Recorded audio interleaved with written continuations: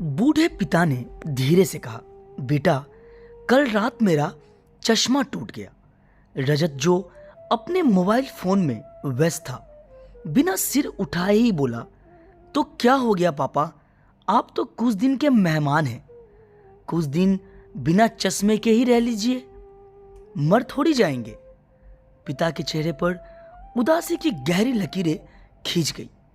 यह वही बेटा था जिसके लिए उन्होंने अपनी पूरी जिंदगी संघर्ष की थी।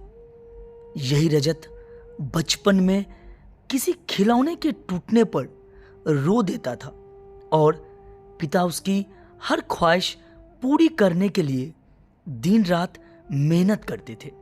लेकिन आज वही बेटा उनके टूटे हुए चश्मे की चिंता तक नहीं कर रहा था। रजत के शब्दों ने पिता को अतीत में धकेल दिया। वे अपने संघर्ष भरे दिनों को याद करने लगे। किस तरह उन्होंने रजत की पढ़ाई के लिए अपना सब कुछ दांव पर लगा दिया था। उस समय गांव के स्कूल में पढ़ाई के साधन बहुत कम थे। पिता ने खुद खेतों में काम किया, दूसरों के यहां मजदूरी की, ताकि उनका बेटा पढ़ लिख कर बड़ा आदमी बन सके।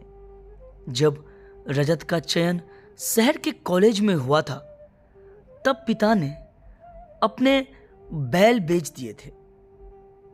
बैल तो फिर खरीद लेंगे, लेकिन बेटे की पढ़ाई का मौका अगर हाथ से निकल गया तो दोबारा नहीं आएगा। उन्होंने अपनी पत्नी से कहा था।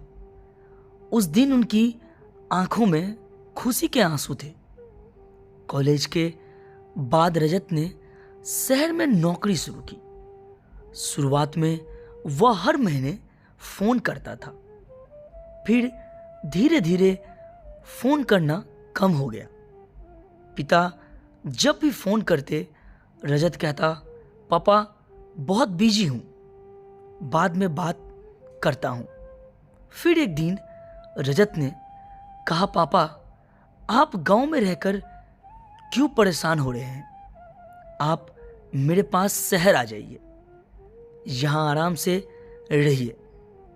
यह सुनकर पिता की आंखें चमक उठी।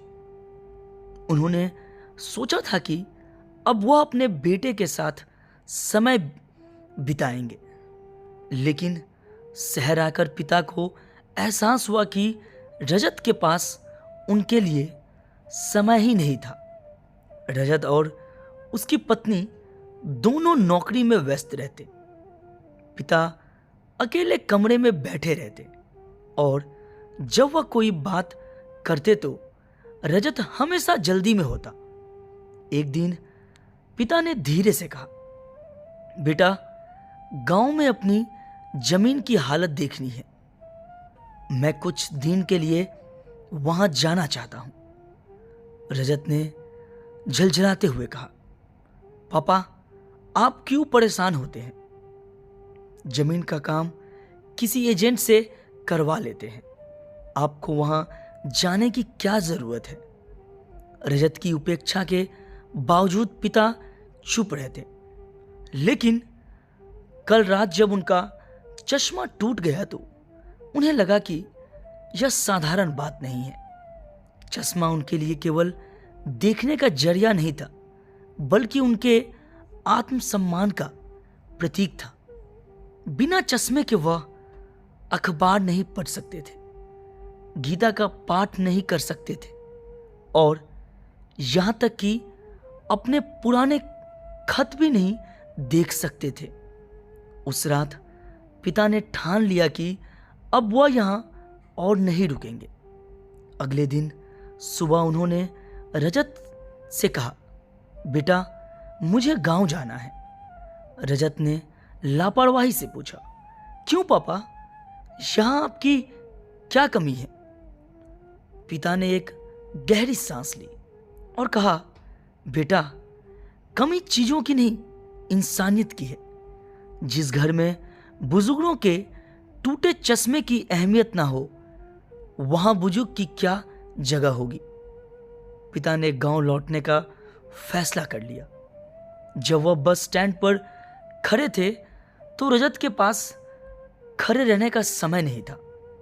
वह बस यह कहकर चला गया, पापा गांव पहुंचकर फोन कर दीजिएगा। बस चल पड़ी। पिता की आंखें भर आई। उन्होंने अपनी पुरानी गीता निकाली और बिन चश्मे के उसे पढ़ने की कोशिश की। अक्षर धुंधले थे, लेकिन उनका दिल अब भी मजबूत था।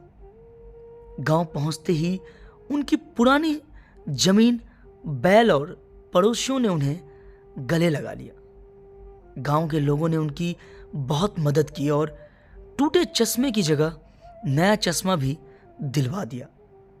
वह फिर से अपनी जिंदगी में व्यस्त हो गए। इधर रजत के घर में एक दिन उसकी पत्नी ने कहा, रजत, तुम्हारे पापा ने कितना कुछ किया तुम्हारे लिए और तुमने उनके चश्मे जैसी छोटी चीज को नजरअंदाज कर दिया। क्या तुमने कभी सोचा कि उन्होंने कैसा महसूस किया होगा? यह सुनकर रजत को अपनी गलती का एहसास हुआ।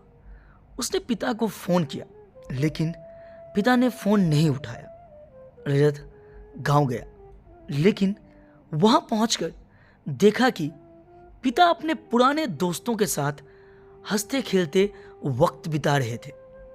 रजत को देखकर पिता ने न केवल मुस्कुराकर पूछा, तुम यहां कैसे आए बेटा? रजत ने सिर झुका लिया और कहा, पापा मैं गलत था, आप मुझे माफ कर दीजिए। पिता ने रजत के कंधे पर हाथ रखा और कहा, बेटा मैंने तुम्हें माफ कर दिया, लेकिन अब मैं गांव में ही खुश हूं। शहर की जिंदगी मेरे लिए नहीं है। रजत को समझ आ गया कि परिवार के बड़ों की भावनाओं का सम्मान करना कितना जरूरी है। वह हर महीने गांव आने लगा और पिता के साथ समय बिताने लगा। पिता ने रजत को माफ तो कर दिया, लेकिन रजत के शब्द उनके दिल में हमेशा के लिए एक घाव बनकर रह गए।